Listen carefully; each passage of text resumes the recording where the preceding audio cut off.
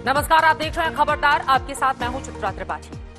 पूर्वी लद्दाख में भारत चीन के बीच की तनातनी बनी हुई है। चीन पर भारत ने कड़ी नजर बनाकर रखी है।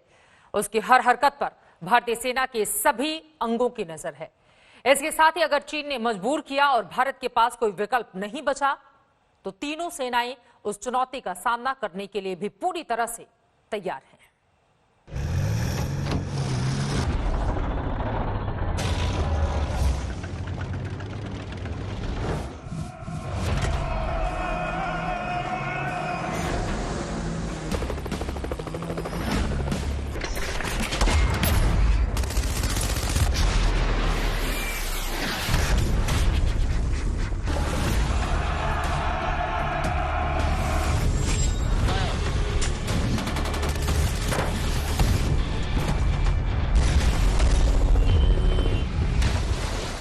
चालबाज चीन ने अब अगर हिमाकत की तो मिलेगा करारा जवाब। जल, थल और नभ तीनों की सुरक्षा करने वाली भारतीय सेना है तैयार।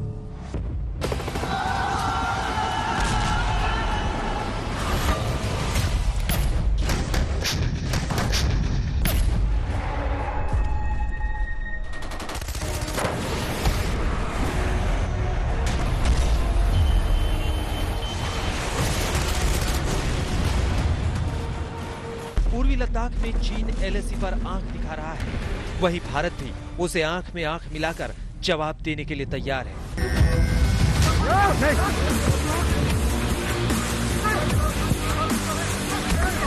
वायुसेना ने चीन को दिखाया ट्रेलर। सरहद पर की हिमाकत तो लड़ाकू विमान करेंगे अचूक प्रहार।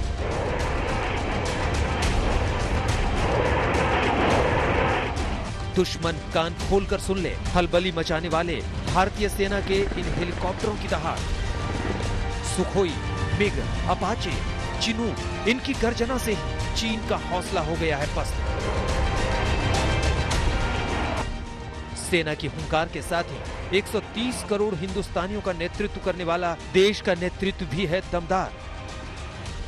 भारत माता की जय, भारत माता की जय।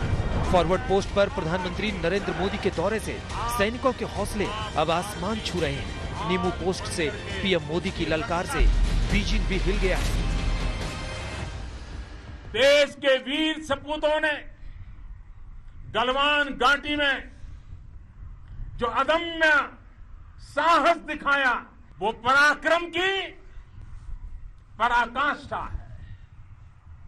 देश को आप पर गर्व है, आप पर नाज है। प्रधानमंत्री के लेह दौरे से साफ हो गया कि अब की बार चीन से आर पार की नौबत आई तो देश की रक्षा के लिए तीनों सेनाएं एक साथ ड्रैगन पर टूट पड़ेंगी। सारे अस्त्र शस्त्र बिल्कुल तैयार हालत में है। थल सेना किसी भी हालत से निपटने का पूरा दमखम रखती है। माउंटेन डिवीजन की फायर और फ्यूरी को दुश्मन ने भी देखा है। लद्दाख स्कॉट्स, बिहार रेजिमेंट और सिख रेजिमेंट की ताकत का लोहा दुश्मन ने भी माना है।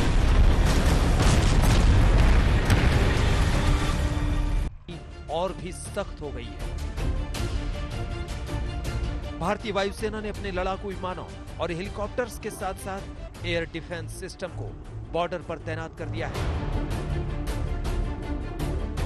चीन की किसी भी हिमाकत का जवाब देने के लिए वायुसेना के सुखोई 30 विमान कॉम्बैट रोल में है, यानी जब भी सुखोई विमान उड़ान भरते हैं तो बमों से लैस होकर, ताकि दुश्मन की हरकत दिखाई देते ही तुरंत कार्रवाई की जा सके। आज तक संवाददाता मंजीत नेगी ने एक फॉरवर्ड एयरबेस पर जाकर वायुसेना की ऐसी ही तैयारियों का जायजा लिया। चीन से निपटने के लिए वायुसेना ने अपनी पूरी ताकत का इस्तेमाल किया है। और अगर लड़ाकू विमानों की बात करें तो सुखोई लड़ाकू विमान से लेकर मिराज 2000 आने वाले दिनों में रफाल लड़ाकू विमान भी भारतीय वायुसेना की ताकत को कई गुना बढ़ा देगा। और इस मौके पर खासतौर से जब हम चीन से लगने वाली सरहद की एक फॉरवर्ड बेस एयरबेस पर मौजूद हैं तो वायुसेना दिन और रात लगातार चीन की हर हरकत पर नजर रख रही है। एलएसी के उस पार चीन की हरकत बढ़ती जा रही है, लिहाजा भारतीय वायुसेना ने भी हलचल बढ़ा दी है। वायुसेना के लड़ाकू विमान लगातार गश्त लगा रहे हैं। विमानों से सैनिकों और सामान को लद्दाख के अलग अलग इलाकों में भेजा जा रहा है। सुखोई के अलावा चीन के दुस्साहस का जवाब देने के लिए MiG-29 विमान भी गरज रहे हैं। इन गरजते विमानों से सरहद पर चीन दहल रहा है। बालाकोट एयर स्ट्राइक के दौरान MiG-29 लड़ाकू विमान ने अहम भूमिका निभाई थी और इस वक्त ये लेह सरहद पर तैनात है और ये आने वाले दिनों में दुश्मन के किसी भी ठिकाने को नेस्तनाबूद कर सकता है। इस फॉरवर्ड एयरबेस से चीन पर नजर रखने के लिए multi role combat Mirage 2000, Sukhoi 30 और जगवार की भी तैनाती की गई है।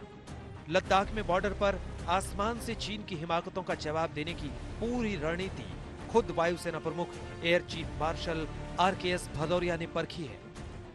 It should be very clear that we are well prepared and suitably deployed to respond to any contingency. Bharat के गगनभेदी विमानों की तैयारी चीन को अब भी आगाह कर रही है कि वो उलझने की कोशिश न करे। इस एयरबेस पर तैनात एयर वॉरियर्स का हौसला बुलंद है। आज तक से बातचीत में वायुसेना के फाइटर पायलट का जोश कितना ऊंचा है, देखिए। हमारे पास सभी चुनौतियों से लड़ने के लिए सभी संसाधन हैं और भारतीय वायुसेना हर तरीके से तैयार है किसी भी चैलेंज को मीट करने के लिए। आपसे जानना चाहूंगा कि यहाँ पर अगर वायुसेना की मौजूदगी देखें, फॉरवर्ड एयरबेस है, कितना इम्पोर्टेंट है, क्या इसके का रोल है?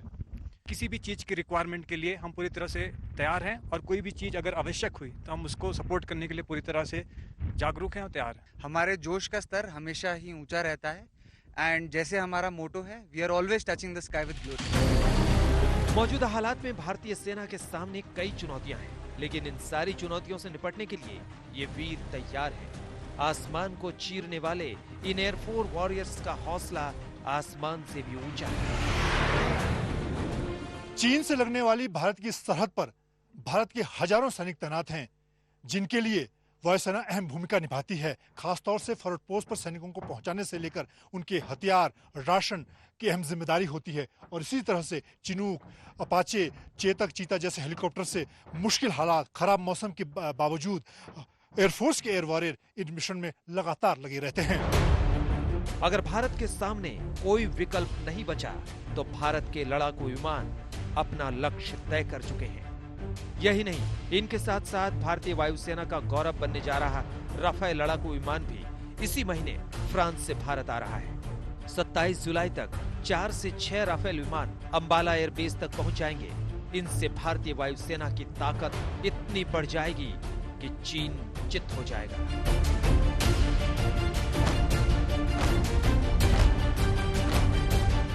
मनजीत नेगी, लेह, आज तक।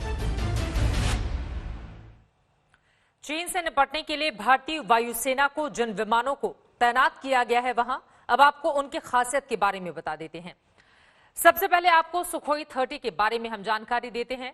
यह सबसे ताकतवर एयरक्राफ्ट है। जैसा कि आप देख रहे हैं, रूस में बना हुआ है, 2 इंजन वाला है। इसकी रफ्तार 2100 किलोमीटर प्रति घंटे की है, जबकि क्रूज स्पीड 3200 किलोमीटर प्रति घंटा है।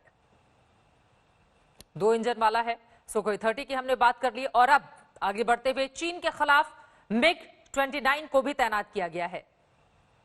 MiG-29 आपके सामने है। इसकी रफ्तार 2000 किलोमीटर प्रति घंटा है और इसमें हवा में ही ईंधन भरा जाना संभव है। यह इसकी सबसे बड़ी खासियत। इसके अलावा यह अत्याधुनिक मिसाइलों से भी लैस है। हवा में ईंधन भरने में सक्षम अत्याधुनिक मिसाइलों से लैस MiG-29। मिराज 2000 की बात कर लेते हैं अब। मिराज 2000 लड़ाकू विमान भी तैयार है। इनकी रफ्तार 2336 किलोमीटर प्रति घंटे की है। इसकी फायर पावर 125 राउंड प्रति मिनट है। इसे इजराइल में बने स्पाइस 2000 बमों से लैस किया गया है, जिन्होंने बालाकोट में भी खलबली मचाई थी। तो ये खासियतें और यही हिंदुस्तान की ताकत है। भारतीय वायुसेना की ताकत में अमेरिका से भारत को मिले 2 अत्याधुनिक हेलीकॉप्टर बढ़ा रहे हैं, चिनूक और अपाचे। ये दोनों हेलीकॉप्टर दुश्मन को चकमा देने और उसके गढ़ को भेद कर हमला करने की ताकत रखते हैं। चीन के खिलाफ युद्ध की नौबत आई तो इन हेलीकॉप्टरों से भारत उसे मुंहतोड़ जवाब देगा।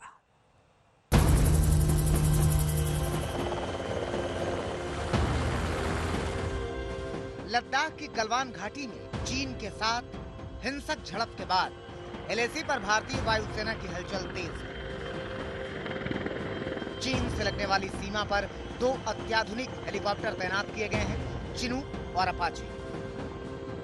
भारत चीन सीमा के बेहद करीब एक एयरबेस इन दोनों हेलीकॉप्टरों की ताकत देखने लायक है।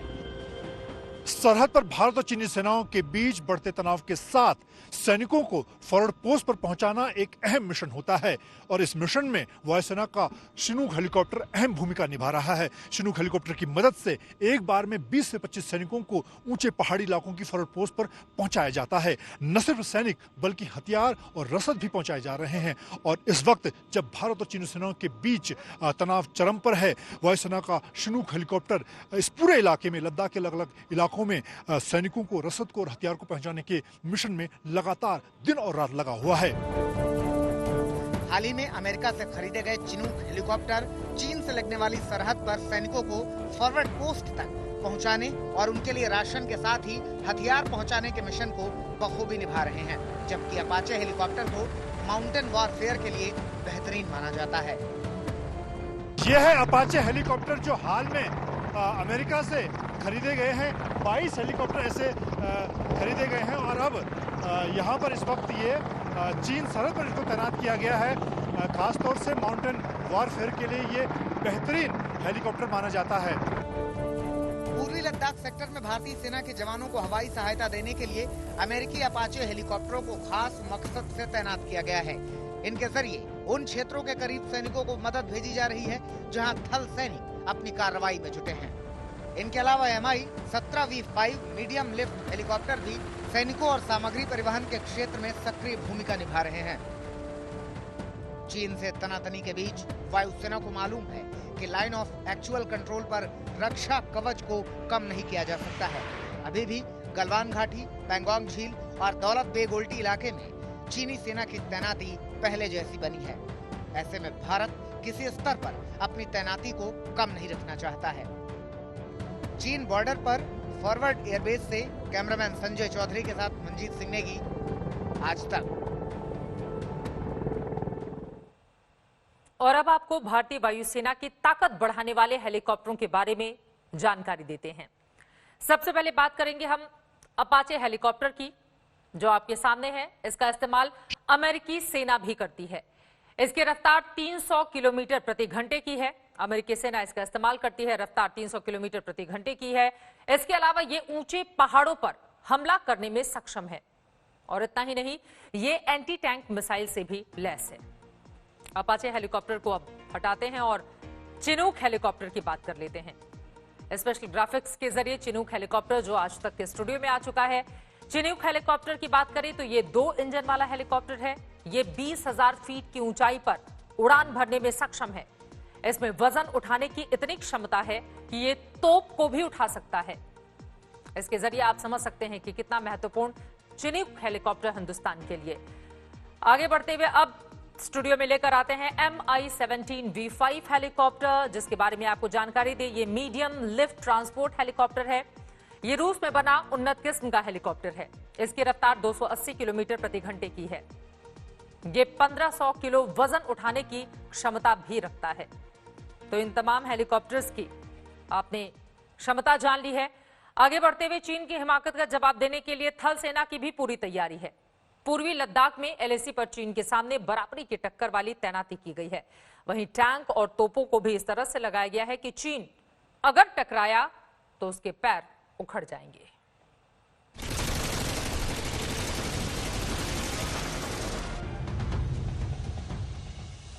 वास्तविक नियंत्रण रेखा पर चीन की भारी तैनाती का तोड़ निकालने के लिए भारत ने टैंक और तोपों की तैनाती अहम ठिकानों पर कर रखी है।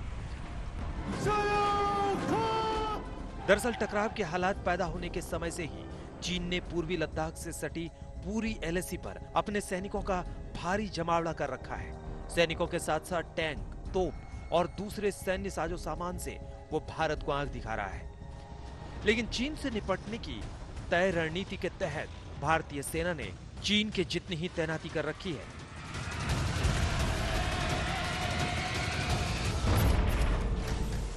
इसे सेना की भाषा में मिरर डिप्लॉयमेंट कहते हैं। वैसे तो पूर्वी लद्दाख में भारतीय सेना की एक टैंक रेजिमेंट कई सालों से तैनात है, लेकिन चीन की सेना की मिरर डिप्लॉयमेंट के लिए भारत ने अतिरिक्त टैंकों को यहां तैनात किया है। इसके दम पर विपरीत परिस्थितियों में चीन के टैंकों को मुंहतोड़ जवाब दिया जा सकता है।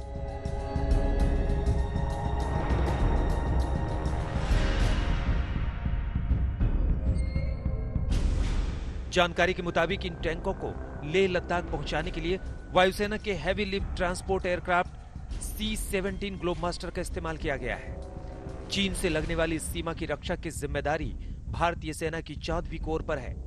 इसकी सहायता के लिए भारतीय सेना की ओर से यूनिटों की संख्या बढ़ाई जा रही है। छोटे छोटे ग्रुप भी तैयार किए जा रहे हैं, जिनमें इन्फेंट्री सैनिक, मैकेनाइज्ड इन्फेंट्री, आर्म्ड यानी टैंक, आर्टिलरी यानी तोपखाना सब एक साथ काम करेंगे। चीन की PLA से पिछले 2 महीने से पूर्वी लद्दाख में तनातनी चल रही है। ऐसे में भारतीय सेना के शूरवीर किसी भी हालात से निपटने के लिए तैयार हैं। आज तक ब्यूरो।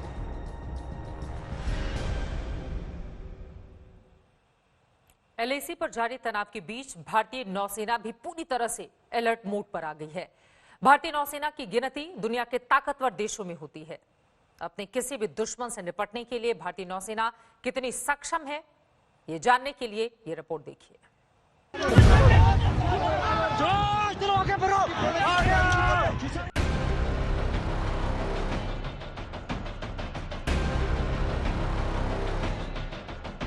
जैसे जैसे लद्दाख की परिस्थितियों में उबाल आ रहा है, वैसे वैसे भारतीय नौसेना भी अपनी पूरी शक्ति के साथ समुद्र पर नजर गड़ाए हुए है।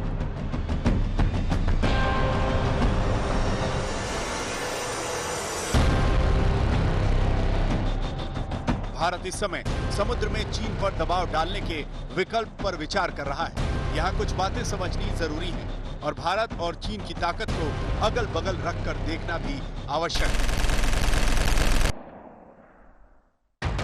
भारत के पास एक एयरक्राफ्ट कैरियर है, जबकि चीन के पास 2 एयरक्राफ्ट कैरियर है। भारत के पास एक परमाणु पनडुब्बी है, जबकि चीन के पास कम से कम 12 परमाणु पनडुब्बियां हैं।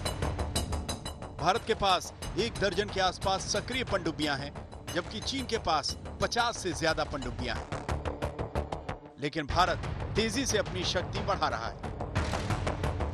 भारत के एयरक्राफ्ट कैरियर यानी नए विक्रांत पर काम चल रहा है और यह भी भारत की शक्ति बढ़ाएगा।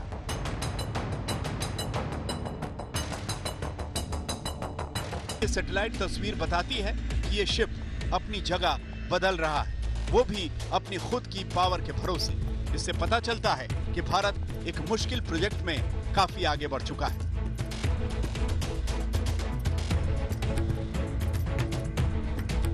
चीन के खतरे को देखते हुए भारतीय सेना विदेशों से भी जरूरी सैन्य साजो सामान मंगा रही है और अपनी शक्ति बढ़ा रही है। भारत ने इसी साल अमेरिका में बने 24 MH-60 Romeo anti submarine helicopter order किए हैं। इनमें से 3 हेलीकॉप्टर दिसंबर की शुरुआत में आ जाएंगे। इन हेलीकॉप्टर्स में एंटी शिप मिसाइल्स और टॉर्पीडो लगे होते हैं। इनमें युद्धपोत और पनडुब्बी पर दूर से वार करने की क्षमता होती है। भारतीय नौसेना ने एयरक्राफ्ट कैरियर्स और एंटी सबमरीन हेलीकॉप्टर्स के मामले में तो काफी बढ़त हासिल की है, लेकिन देश के पास पनडुब्बियां कम हैं, चाहे वो परमाणु पनडुब्बी हो या फिर सामान्य पनडुब्बी। हालांकि अब इस दिशा में भी काम हो रहा है। सामान्य पनडुब्बियों की ताकत बढ़ाने के लिए 6 स्कॉर्पियन क्लास पनडुब्बियां तैनात की गई हैं और 6 अतिरिक्त पनडुब्बियां बनाने की योजना है। परमाणु पनडुब्बी की बात की जाए तो भारत की अपनी पहली न्यूक्लियर अटैक सबमरीन बनाने पर भी काम चल रहा है। भारत के पास शक्ति है। अब देश को चीन पर दबाव डालने वाली नीति पर काम करना है और यह दबाव समुद्री युद्ध क्षेत्र में डाला जा सकता है। आज तक ब्यूरो। जल थल नभ हर जगह है हिंदुस्तान की तैयारी और आप देख रहे थे तस्वीरें ताकत वतन की जिनसे है। आगे बढ़ते हुए आज की कुछ और महत्वपूर्ण खबरें खबरदार में आप तक पहुंचाते हैं। 8 पुलिसकर्मियों को बेरहमी से छलनी कर देने वाला विकास दुबे अब तक फरार है। उसकी तलाश में छापेमारी हो रही है, मगर उसका कोई सुराग अब तक नहीं मिल सका है। लेकिन पुलिस विकास दुबे के अपराध की नगरी को लगातार ध्वस्त कर रही है। पुलिस ने विकास दुबे के घर में बने बंकर को तलाश लिया है। विकास दुबे के बारे में जो कुछ सामने आ रहा है तो यही बताता है कि नेताओं के साथ गठजोड़ करके विकास दुबे खुद को पुलिस और कानून के ऊपर समझने लगा था।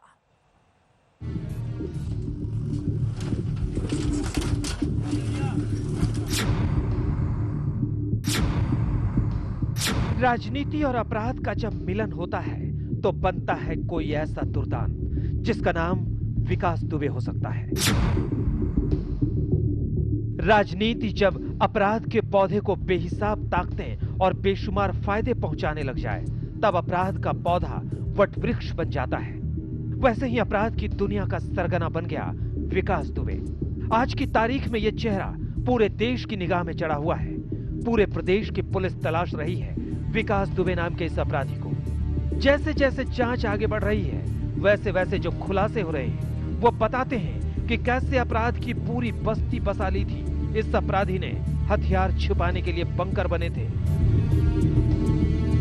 देखिए, पुलिस को यह जानकारी मिली थी कि इस अपराधी जो है अपने हथियारों को यहाँ पर मकान की दीवारों में चुनवा करके रखता है और इसने घर के अंदर बंकर बना रखे हैं। उस बंकर के नीचे भी इसने हथियारों को और गोला बारूद को दबा करके रखा है।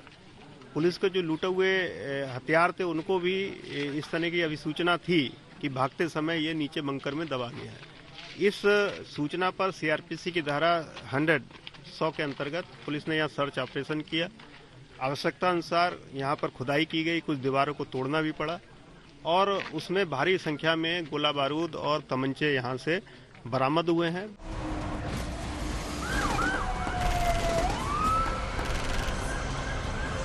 विकास दुबे ने 3 जुलाई को जब पुलिस कर्मियों को निशाना बनाया था उसके बाद वो उनके हथियार भी लूट कर भागा था। पुलिस ने उनमें से एक हथियार तो बरामद कर लिया मगर अभी भी 4 हथियार बाकी हैं। देखिए, टोटल पुलिस के इस मामले में एक AK-47 राइफल, एक इंसास राइफल, एक ग्लॉक पिस्टल और 2 9mm पिस्टल, ये 5 हथियार पुलिस के लूटे गए थे जिसमें से एक हथियार बरामद हो गया है।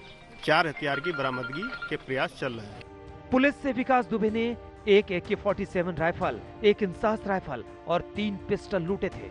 एक पिस्टल उन बदमाशों से बरामद हुई जिनका पुलिस ने 3 जुलाई को एनकाउंटर किया था। विकास दुबे इतना खतरनाक था कि जाते वक्त न वो सिर्फ सीसीटीवी फुटेज की सारी हार्ड ड्राइव ले गया बल्कि पुलिस वालों के असलहे भी ले गया। उसने भागने के लिए भी सीधा रास्ता नहीं चुना बल्कि गांव के रास्ते होते हुए वो तमाम जिलों में गया। ऐसे सबूत बताते हैं। अब पुलिस की सबसे बड़ी चुनौती न सिर्फ उन असलहों को वापस लाना है बल्कि वो सबूत जुटाने हैं जिसके आधार पर विकास दुबे को उसके अंजाम तक पहुंचाया जा सके। कानपुर पुलिस को एक और बड़ी कामयाबी मिली। पुलिस ने विकास दुबे के राजदार दयाशंकर अग्निहोत्री को जिंदा दबोच लिया। आज तड़के कानपुर में ही मुठभेड़ के बाद उसे गिरफ्तार किया गया। दयाशंकर ने कैमरे के सामने कबूल किया कि विकास दुबे ने खुद पुलिस पर फायरिंग की और विकास को पुलिस के आने की खबर थी। इसके पास अब एक बंदूक है, बस वही मार वाली, बाकी सब फर्जी है। नहीं तो इसने पुलिस वालों कैसे मार दिया?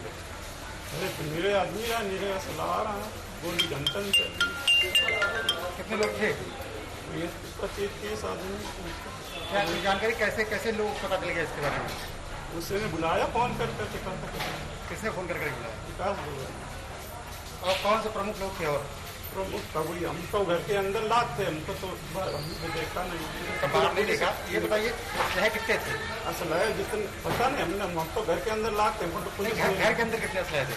घर के अंदर कुछ नहीं था, उनको सब खत्म हो गए थे। समझे ठीक है, वही लेके निकला। एक कौन सी थी? वो बंदूक थी। तुम्हारा नाम थी? तुम्हारी बंदूक से गोली चलाई थी? हाँ। और कौन कौन से लोगों को आमतौर पर बुलाता था वो? घर में एक ही बंदूक। कौन कौन से लोगों को बुलाता था आमतौर पर? नहीं, वो बाहर बुलाता था। गांव के बारे में बगिया है, हाँ। उसके खेत में वही बुलाता था। घर में किसी घर में सिर्फ गांव वाले आते जाते तो जो फैसला वाले जो जिला पंचायत। कितने बदमाश हैं उसके बाद? जो तो हम नहीं बता सकते। फोन करके बुलाया था उसने? हाँ। तो उस पर जानकारी कैसे हुई पुलिस आने वाली उसके पास? उसके पास कौन आया था? किसका? सीधा आया उठाने। इस मुठभेड़ में एसएसपी को गोली सीधे सीने में लगी थी लेकिन बुलेट प्रूफ जैकेट के कारण उनकी जान बच गई। आईजी भी बाल बाल बचे। अब एक एक कर गुनाह की किश्त खुल रही है। चौबेपुर थाने के इंचार्ज सस्पेंड है। पूरा चौबेपुर थाना शक के दायरे में है। तो अब इसमें हमारी जांच चल रही है और जांच में चौबेपुर थाने का हर सिपाही, हर कर्मचारी जो है हमारे जांच के दायरे में है। और जैसे ही ये पिन पॉइंट हो जाएगा कि इस व्यक्ति ने इस अपराधी को सूचना दी थी, तो वो अगर पुलिस विभाग का कर्मचारी होगा तो उसको हम धारा 302 का मुलजिम मानते हुए उसको जेल भेजेंगे, साथ ही उसको नौकरी से बर्खास्त भी करेंगे। कौन है वो पुलिसकर्मी जो वर्दी में रहकर भी विकास दुबे के लिए काम कर रहा था? इस सवाल का जवाब अभी आना बाकी है।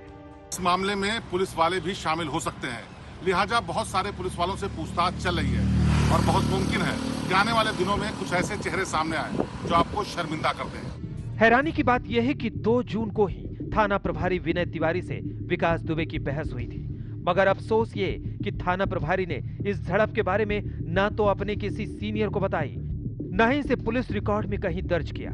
ये बात सामने आई है कि एक दिन पूर्व भी थानाध्यक्ष और ये इस अपराधी के बीच में तनातनी हुई थी और इस अपराधी ने थानाध्यक्ष के ऊपर राइफल तानी थी, लेकिन थानाध्यक्ष ने ये बात विभाग के उच्च अधिकारियों को नहीं बताई, न ही इसकी कोई इंदराज जो है थाना के रिकॉर्ड्स में किया।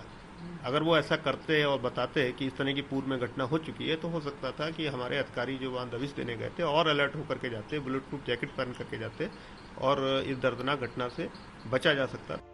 विकास दुबे अपने आप को कानून से ऊपर समझता था, उसके आसपास अपराधियों का घेरा था। आपको जानकर हैरानी होगी कि पुलिस से मुठभेड़ में विकास दुबे ने 300 से 400 राउंड फायरिंग की थी।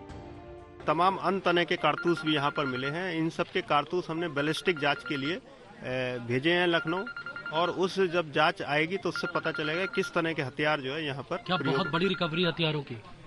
नहीं, देखिए यहाँ पर बहुत भारी संख्या में कारतूस मिले थे, करीब 300-400 कारतूस इन अपराधियों के द्वारा यहाँ पर फायर किए गए थे। विकास दुबे ने पुलिस को जिस वक्त निशाना बनाया, उसके साथ 70 से ज्यादा लोग थे। इनमें से 21 की पहचान हो चुकी है, जिनमें 2 एनकाउंटर में मारे गए, 1 पकड़ा गया है, बाकी के 18 की तलाश हो रही है। देखिए, इस दर्दनाक घटना में अब तक हम लोग 21 अपराधियों को आइडेंटिफाई कर चुके हैं कि जो इस घटना में सम्मिलित रहे थे। इन 21 में से 2 अपराधियों को पुलिस मुठभेड़ में मार गिराया गया है। 1 अपराधी आज पुलिस मुठभेड़ में घायल हुआ है, उसको अब इंट्रोगेट किया जाएगा। और जो शेष अपराधी हैं, जो 18 अपराधी शेष बचते हैं, इन सब पे इनाम किया गया है। अब सवाल यह है कि विकास दुबे कहां है? कानून के लंबे हाथ विकास दुबे तक क्यों नहीं पहुंच पा रहे हैं? कानपुर से नीलांशु शुक्ला और रंजय सिंह के साथ शिवेंद्र श्रीवास्तव, लखनऊ, आज तक। दरअसल विकास दुबे कई राजनीतिक दलों के साथ जुड़ा और लगातार अपना दबदबा बनाता चला गया। हैरानी होती है ये जानकर कि विकास दुबे के खिलाफ अपराध तो दर्ज हो रहे थे, मगर राजनीतिक रसूख के चलते वो आजाद घूमता था। दिन दहाड़े एक मंत्री की हत्या करके भी विकास दुबे बच गया। कहने में गुरेज नहीं कि सियासी ताकतों ने विकास दुबे को दुर्दांत बना दिया था, मगर अब विकास दुबे के हर गुनाह का हिसाब होने वाला है।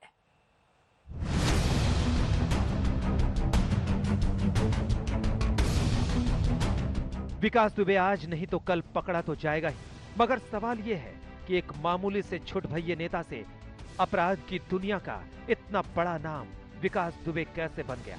विकास दुबे अपराध की सीढ़ियां कैसे चढ़ता गया? कैसे ना वो पुलिस से डरता था, ना कानून का उसे कोई खौफ था? ये सब समझने के लिए समझना होगा उस विकास दुबे की कहानी को, जो मामूली उगाही से अपराध की दुनिया में घुसा। विकास 25 साल से राजनीतिक दलों का हिस्सा रहा। विकास 15 साल तक बीएसपी के साथ रहा, 5 साल बीजेपी में रहा और पिछले 5 साल से समाजवादी पार्टी का हिस्सा था। सियासी हाथ सिर पर था, इसलिए वो अपराध करने से हिचकता नहीं था। और तो और पुलिसकर्मी भी उसके सामने मुंह खोलने की हिम्मत नहीं करते थे। 25 पुलिस वाले थे, 5 सब इंस्पेक्टर थे, इन सब के साथ पुलिस ने कोई भी उसका विरोध नहीं किया। वो गोली मार के और फरार। तो कितनी गोलियां मारी थी? 7 गोली मारी थी। 7 गोली मारी थी। बीजेपी नेता संतोष शुक्ला को थाने में घुसकर गोली मारने वाला विकास दुबे छूट गया था, मगर कैसे? मृतक संतोष शुक्ला के भाई से सुनिए। सिपाही ने एक भी गवाही नहीं दी, ना इंस्पेक्टर खड़े हुए, ना सिपाही खड़े हुए। अगर ये सब खड़े हो जाते तो उसी समय इसको किए गए अपराध का दंड मिल जाता। और आज जो गमले में पुलिस ने पौधा लगाया था वहाँ पे, वो आज बटवृक्ष न बनता। सोचिए, हत्या के मामले में विकास दुबे आरोपी था, बावजूद इसके उसे अदालत तक छोड़ने और ले जाने मन नहीं आते थे। जब वो अदालत में हाजिर हुआ था तो कई माननीय उसके साथ थे और माननीय की गाड़ी से ही वो जो है कचहरी पहुंचा। हैरानी होती है कि जिस आदमी ने दिन दहाड़े लोगों की हत्याएं की, जिस आदमी के नाम 60 संगीन जुर्म दर्ज थे, उसका नाम टॉप 10 क्रिमिनल की लिस्ट में भी नहीं था। क्यों? जवाब सुनिए। थानाध्यक्ष को निलंबित कर दिया गया है और उनकी जो भूमिका इस प्रकरण में रही है उसकी जांच चल रही है। अगर इसमें कोई क्रिमिनल एलिमेंट पाया जाएगा तो फिर उसमें एफआईआर भी दर्ज होगी। मामला विकास दुबे को इतना बड़ा अपराधी बनाने में राजनीति से जुड़े लोगों के साथ साथ पुलिस कर्मियों की हिस्सेदारी भी बराबर की थी, और वही हिस्सेदारी आज पूरे पुलिस महकमे को हिलाए हुए है। अब विकास की तलाश में नाकेबंदी हो रही है। हम इस वक्त बिकरू गांव में गैंगस्टर विकास दुबे के घर पर मौजूद हैं और ये वही घर है जिसको कल प्रशासन ने जेसीबी से पूरी तरह से ढहा दिया था। आप देख सकते हैं कि यहाँ पर मलबा पड़ा हुआ है और ये पूरा घर पूरी तरह से इसको डिस्ट्रॉय कर दिया गया है। साथ ही साथ जो विकास दुबे की गाड़ियां, ट्रैक्टर, उनको भी प्रशासन ने जेसीबी से पूरी तरह से डिस्ट्रॉय किया है और साफ तौर पर सरकार का ये कहना है कि विकास दुबे की जितनी भी संपत्ति है उसको जब्त की जाएगी, साथ ही साथ उसके बैंक अकाउंट भी सील किए जाएंगे। सरकार द्वारा विकास दुबे के रिश्तेदारों की भी संपत्ति की जांच चल रही है, जिसमें लखनऊ की भी 2 मकान शामिल है और कहा यह जा रहा है कि अगर वह प्रॉपर्टी भी अवैध निकली तो उसको भी ढहाने का काम किया जाएगा। आज नहीं तो कल विकास दुबे पकड़ा भी जाएगा और उसे उसके अपराध की सजा भी मिलेगी। मगर अफसोस सिर्फ इतना ही है कि अगर नेताओं की शहर विकास दुबे को ना मिली होती तो ना तो वो इतना क्रूर अपराधी होता और ना ही बेकसूर पुलिसकर्मी असमय मौत की भेंट चढ़ते। कानपुर से नीलांशु शुक्ला और रंजय सिंह के साथ शिवेंद्र श्रीवास्तव, लखनऊ, आज तक। और अब आपको विकास दुबे के आपराधिक इतिहास और उसके अपराध के बढ़ते ग्राफ की पूरी पिक्चर बता देते हैं। साल 2000 में विकास दुबे पर कॉलेज के सहायक प्रबंधक की हत्या की साजिश रचने का आरोप लगा। साल 2000 की बात थी, यानी कि 20 साल पहले। साल 2000 में रामबाबू यादव की हत्या की साजिश रचने का आरोप लगा। 2002 में बीएसपी की सरकार में विकास दुबे ने अपना दबदबा कायम किया। 2002 में विकास दुबे ने अवैध तरीके से प्रॉपर्टी बनाई, पैसों की जमकर उगाही की। साल 2001 में विकास दुबे पर थाने के अंदर घुसकर दर्जा प्राप्त राज्य मंत्री संतोष शुक्ला की हत्या करने का आरोप लगा। संतोष शुक्ला हत्याकांड में किसी ने भी विकास दुबे के खिलाफ कोई गवाही नहीं दी, यहां तक कि थाने के भीतर घुसकर इसने गोली मारी थी, पुलिस वालों ने भी नहीं। साल 2004 में विकास दुबे पर केबल व्यवसायी की हत्या करने का आरोप लगा। साल 2013 में भी एक हत्या करने का आरोप विकास दुबे पर लगा, लेकिन इन तमाम मामलों में लगातार वो छूटता रहा। इसके अलावा अलग अलग तरह के सारे मामलों को मिला लिया जाए तो विकास दुबे पर 60 से ज्यादा गंभीर मामलों में केस दर्ज हैं। मगर सियासी जमात का हाथ विकास के सिर पर सदा बना रहा। यही वजह रही कि वो कानून से बचता रहा। लेकिन अब उसके सिलसिलेवार किए गुनाहों का हिसाब करने का वक्त आ गया है और उम्मीद की जा सकती है कि जल्द ही पुलिस इसके खिलाफ कड़ी कार्रवाई करते हुए इसको गिरफ्तार करेगी। इस खबर पर बनी रहेगी आज तक की नजर। आगे बढ़ते हुए लेकर चलते हैं आपको मुंबई, जहां पर मूसलाधार बारिश ने मुसीबत पैदा कर दी है। मुंबई में मानसून की बारिश ने सरकार और बीएमसी के दावों को अपने साथ बहा ले गई। जरा सी बरसात से ही मुंबई डूबने उतराने लगी। हालात ये हुए कि कई जगह रास्ते बंद हो गए, गाड़ियों के पहिए मुंबई में थम गए।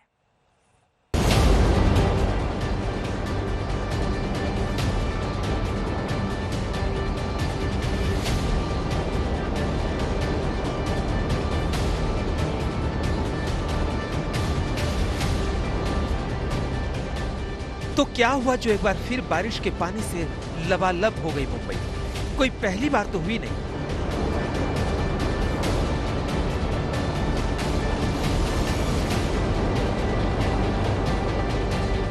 तो क्या हुआ जो मुंबई की सड़कें समंदर बन गई और समंदर सड़कों तक घुस आने के लिए बेताब हो उठा? ये भी कोई पहली बार तो हुआ नहीं।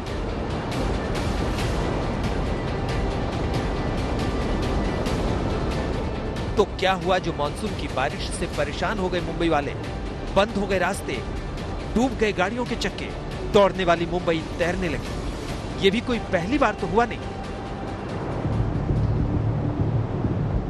जब जब मुंबई में बरसात होती है, प्रशासन की, अधिकारियों की, नेताओं की, सरकारों के दावे, उनके वादे इसी पानी के साथ बहने लगते हैं। हिंद माता का इलाका डूब रहा है, देखो सरकार। बरसात इतनी ज्यादा हो रही है, उसका असर आप मानकर चल सकते हैं। और चेंबूर हो या कुर्ला हो, ऐसे कई लो लाइंग एरियाज है इस वक्त मुंबई में जहां पर पानी भर रहा है, उसे फिर से ड्रेन आउट किया जा रहा है और फिर भारी बरसात के कारण ऐसे दृश्य देखने के लिए मिल रहे हैं। खार में तो मुसीबत धुआंधार बरसी। जल जमाव के चलते खार सबवे को बंद करना पड़ा। खार सबवे, अंधेरी सबवे, इन सब इलाकों में पानी भर गया है। जरा सी बारिश हुई नहीं कि थोड़ी सी पानी में ही ये बरसात में ही ये पानी भर जाता है। इस वक्त आप देख लीजिए खार सबवे का ये हाल है। पूरी जो आवाजाही है वो पूरी तरीके से बंद कर दी गई है और वहां आप दूर दूर देखेंगे तो बच्चे तैरना सीख रहे हैं, इतना पानी यहाँ पर इकट्ठा हो गया है। मुंबई में आसमानी आफत का अंदाजा सुबह 8:30 बजे तक हुई झमाझम बारिश से लगा सकते हैं।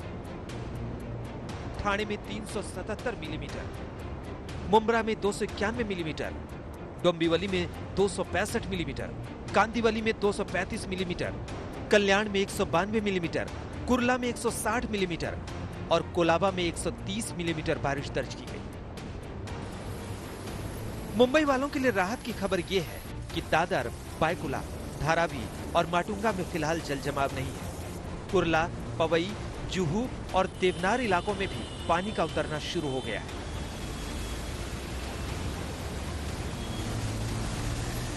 लेकिन सायन जैसे इलाकों में अब भी जल जमाव बना हुआ है। अगर वेदर फोरकास्ट डिपार्टमेंट की माने तो एक रेड अलर्ट इशू किया गया है मुंबई शहर के लिए, थाने के लिए, पालघर के लिए कि अगले 24 से 48 घंटों में हैवी रेनफॉल इन एरियाज में होने की संभावना है। और इसी को मद्देनजर रखते हुए पुलिस और बृहड़ मुंबई म्युनिसिपल कॉर्पोरेशन ने सभी सिटीजन्स को यह आग्रह किया है कि घरों के अंदर रहें, जरूरत नहीं है तो बिल्कुल भी बाहर ना निकले, क्योंकि भूलिएगा मत कोविड का सिचुएशन अभी भी शहर में लगातार बना हुआ है। मुंबई में समंदर भी रौद्र रूप दिखा रहा है। ये तस्वीरें मरीन ड्राइव की हैं, जहां दोपहर में समंदर में ऊंची ऊंची लहरें सिहरन पैदा कर रही थी। बेंड स्टैंड के किनारे भी ऊंची लहरें डरा रही थी। मुंबई पुलिस ने पहले ही लोगों को इस खतरे से अलर्ट कर दिया था। वर्ली सी बीच पर भी समंदर की ऊंची लहरों ने रौद्र रूप दिखाया, लिहाजा पुलिस को आगाह करना पड़ा कि लोग किनारों पर हरगिज न आए।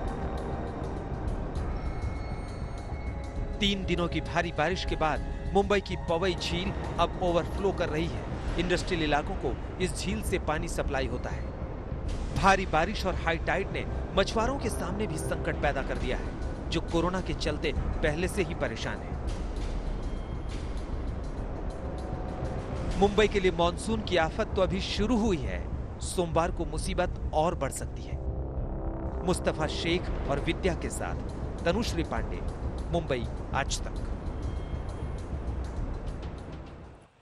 मुंबई के ये जो हालात हैं, जो तस्वीरें आप देख रहे थे, ये हालात हर साल होते हैं।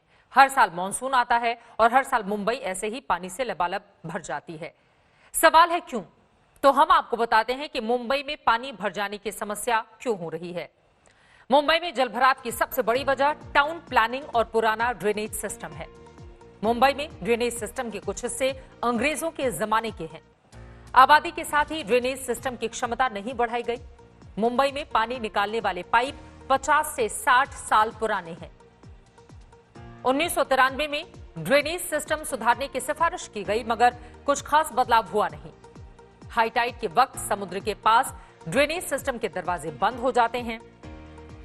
2019 में सीएजी ने अपनी रिपोर्ट में बाढ़ के लिए बीएमसी को जिम्मेदार बताया। मुंबई में नालियां कचरे और कीचड़ से भरी हुई हैं। बड़ी खबर हमने आप तक पहुंचाई, लेकिन सबसे ज्यादा ध्यान रखने की जरूरत है। कोरोना संक्रमण के आंकड़े को देखते हुए 6.25 लाख तक तकरीबन अब तक हिंदुस्तान का आंकड़ा पहुंच चुका है। आप रहिए कोरोना से खबरदार, सतर्क रहिए, खुद को सुरक्षित रखिए।